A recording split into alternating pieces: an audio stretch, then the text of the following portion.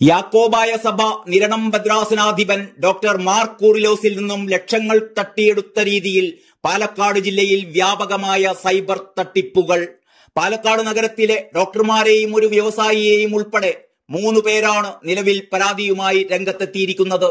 ഒരൊറ്റ കോളിലൂടെയാണ് തട്ടിപ്പ് സംഘം ആളുകളെ മാനസിക സമ്മർദ്ദത്തിലാക്കുന്നതത്രേ.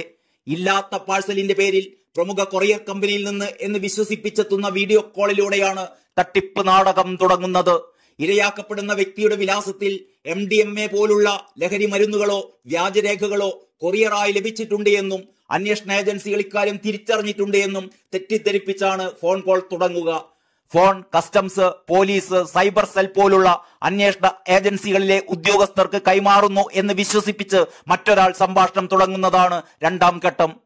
യൂണിഫോം ധരിച്ച് ഉദ്യോഗസ്ഥൻ ചമഞ്ഞെത്തുന്ന ആളാണ് താങ്കൾ വെർച്വൽ അറസ്റ്റിലാണ് എന്ന നിലയിൽ ഇരയെ തെറ്റിദ്ധരിപ്പിക്കുന്നത്. കോൾ കട്ട് ചെയ്യരുത് എന്നും നിർദ്ദേശം ലംഘിച്ചാൽ നിയമക്കുരുക്കിൽ ഉൾപ്പെടുമെന്നുമാണ് അടുത്ത ഭീഷണി. ഇതേ തന്ത്രം പ്രയോഗിച്ചാണ് ഒറ്റപ്പാലത്തും തട്ടിപ്പ് സംഘം പണം കൈക്കലാക്കിയത്. പലതവണ പരീക്ഷിച്ച തട്ടിപ്പ് രീതികൾ ജനം തിരിച്ചറിഞ്ഞതോടെയാണ് കടുത്ത മാനസിക സമ്മർദ്ദമുണ്ടാക്കി പണം തട്ടുന്ന വെർച്വൽ അറസ്റ്റ് എന്ന പുതിയ മാർഗവുമായി തട്ടിപ്പുകാർ രംഗത്തെത്തിയിരിക്കുന്നത്.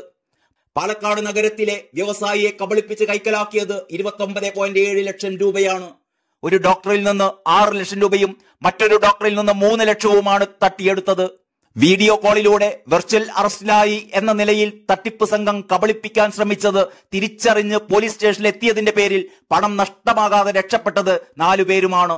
പണം നഷ്ടപ്പെട്ടതുമല്ലാത്തവരും ഉൾപ്പെടെ 7 പേർക്കും ഒരാഴ്ചക്കിടെയാണ് ഈ ഓൺലൈൻ തട്ടിപ്പ് സംഘം വല വിരിച്ചത് എന്നത് ഗൗരവമായ വിഷയമാണ്. News desk, Kerala life.